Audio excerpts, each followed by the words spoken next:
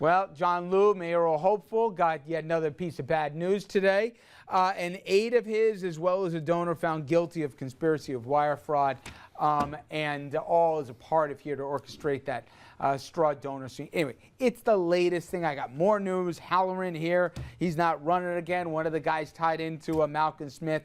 Every day, it seems, we got yet another guy, Republican, Democrat, add to the list here, that are either shady, outright crooks, and whatever faith people had in Albany or New York City politics, for that matter, it takes a beating on the daily basis. I've heard a lot of ideas. I'll start with you, Andrew, because you had a clever line after the last segment, I think. Well, we've got these communities where it's clearly identified as being high corruption, high crime areas, Albany and City Hall in New York City. So clearly, stop and frisk is what we need. We need to stop and frisk every lawmaker, make sure they're not taking money that they shouldn't be taking, make sure they're not cutting deals they shouldn't be making. You made a joke. We talked about this last night, and the Times reported this.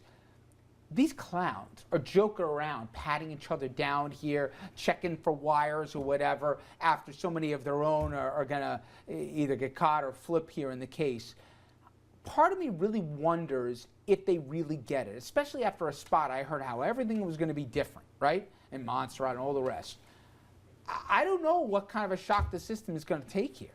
I mean, I'm thinking back to the first segment of this show when we were talking about guns, and you were saying, I didn't know it was that bad, and everybody's looking out for number one, and I think we're getting a prime example of that from Malcolm Smith and from all the people in Albany who have been busted for these things. Everybody's looking for their own self-interest, to keep themselves elected. If you got a second job, Tom, is this an inevitable consequence? The consequence is the money. And what I mean by that is that The access or the money? The money. And what I mean by that is that one of the things that I will wind up ticking off everybody when I say this, okay, is that politicians now accumulate this mass campaign fund, okay, that doesn't go for their direct mail, their TV, their radio spots, their volunteers to pay campaign workers.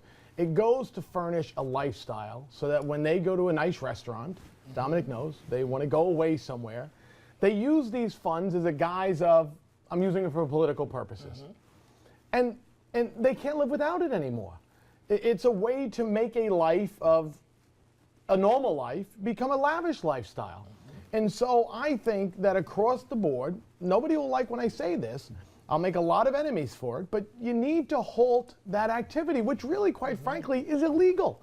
You're only supposed to use your campaign's funds for this. Now, I know politicians, quite frankly, a number of them, who, if I go to lunch with them, they won't even let me split the bill with them. They want to pay it.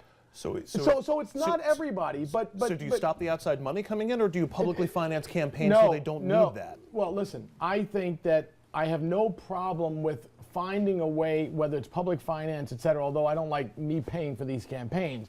It's very simple.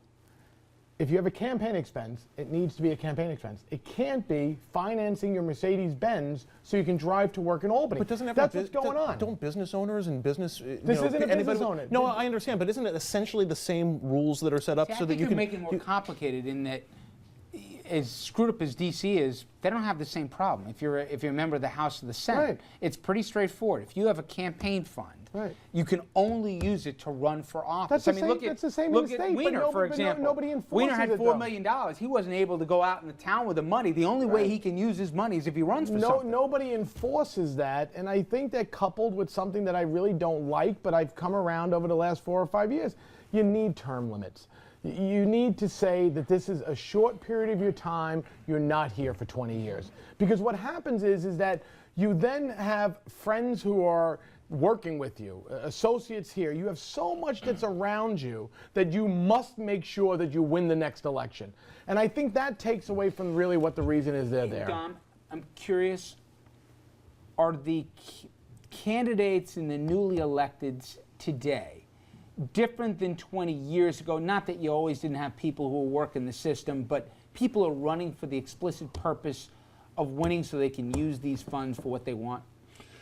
I would say 1 out of 10 that are elected come in and they're going to follow the law by the book. They're not going to do anything wrong. It's about the constituents. all the rest, and Tom laid it out perfectly because it really is a scam. I mean, these guys, it becomes a lifestyle. You raise money for your campaign, and you're at $300-400 dinners every night. But they're not 300, 400 anymore, Dominic. That's the problem with it all. Is you have elected official after elected official, it's a $1,000 fundraiser. And by the time you send a check for that fundraiser, well, they're having another fundraiser. And I just think that from that standpoint of, I've always said to people, and here's the other thing. I said to Guy Villela, God rest his soul, one day. I was in the Bronx one day, and I saw he had a police car. He had a police car, that New York City police car.